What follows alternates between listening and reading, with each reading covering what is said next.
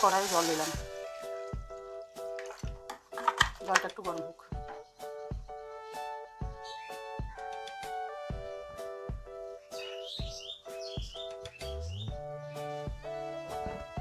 Half চামচ নুন দিলাম। জল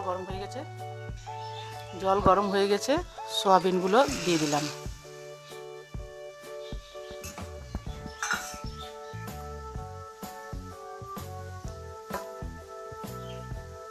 5 মিনিট মতো সয়াবিনগুলো একটু গরম জলে ফুটিয়ে নেব। 5 মিনিট হয়ে গেছে, সয়াবিনগুলো গরম হয়ে গেছে, নরমও হয়ে গেছে। এবার নামিয়ে দেবো। এবার জল ঝরিয়ে মিক্সিতে নিয়ে সয়াবিনগুলো পিষে নেব। সয়াবিন বাটা হয়ে গিয়েছে। এবার এর উপর দেবো হাফ চামচ নুন,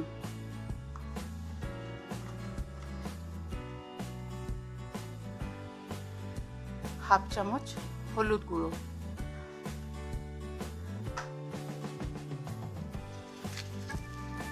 এক চামচ চিনি,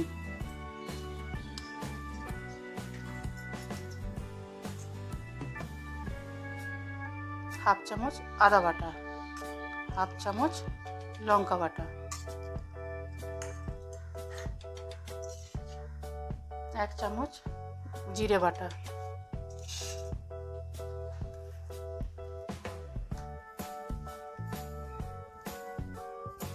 হাফ চামচ হিং,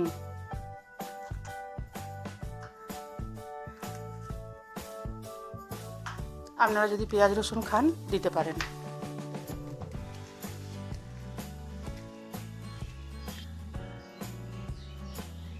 এর মধ্যে দেবো এক চামচ বেসন। বেশি বেসন দেবো না বন্ধুরা, তাহলে শক্ত হয়ে যাবে। ভালো করে মিশিয়ে নেব।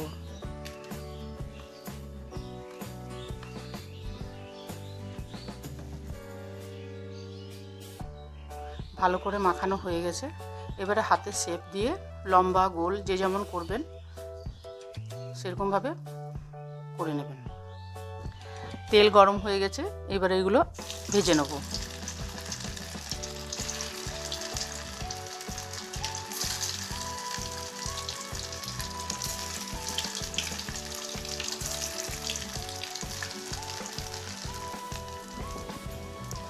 লাল লাল করে ভাজা হয়ে গেছে, এবার তুলে নেব। ওই কড়াইয়ে আরেকটু তেল দিয়ে নিলাম।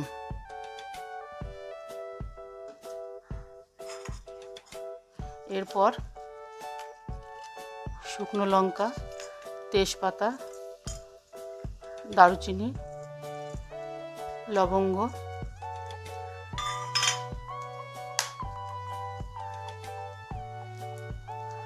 আর দুটো এলাচ ফাটিয়ে দিয়ে দিলাম। বলবো, গোটা এলাচ দিলে ফুটবার চান্স থাকে, তাই জন্য এলাচটাকে ফাটিয়ে দিলাম। এবার দিলাম লঙ্কা বাটা, আদা বাটা,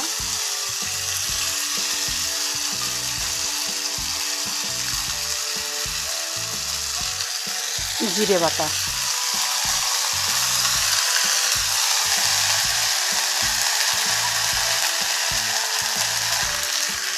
এরপর মশলাটাকে একটু কষিয়ে নেব।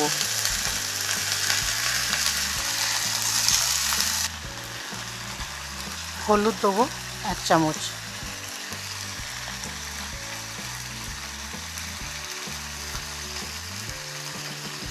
নুন এক চামচ, চিনি এক চামচ,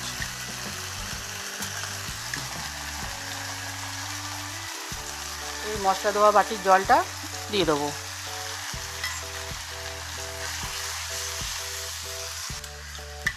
ফেটানো টক দই 2 চামচ,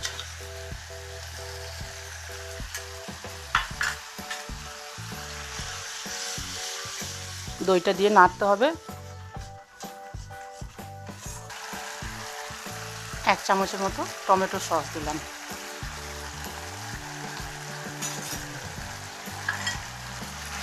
তেল ছাড়া পর্যন্ত কষিয়ে যাব।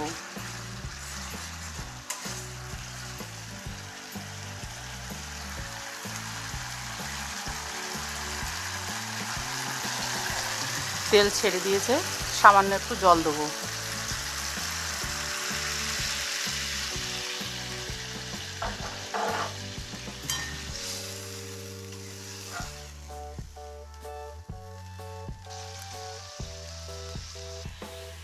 মশলা ফুটে উঠেছে, এবার এগুলো একে একে ছেড়ে দেবো, কিন্তু বেশিক্ষণ রাখবো না, বেশিক্ষণ রাখলে এগুলো আবার ফেটে যাবে।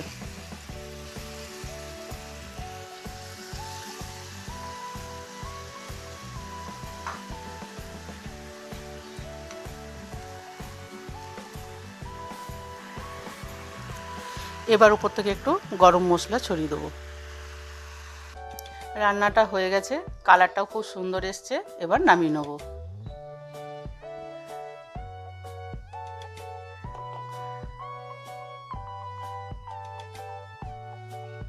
এবার প্লেটে আজিয়ে নেব।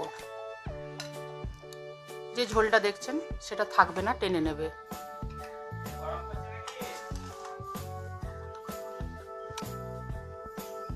উপর থেকে একটু উপর থেকে দই দিলাম।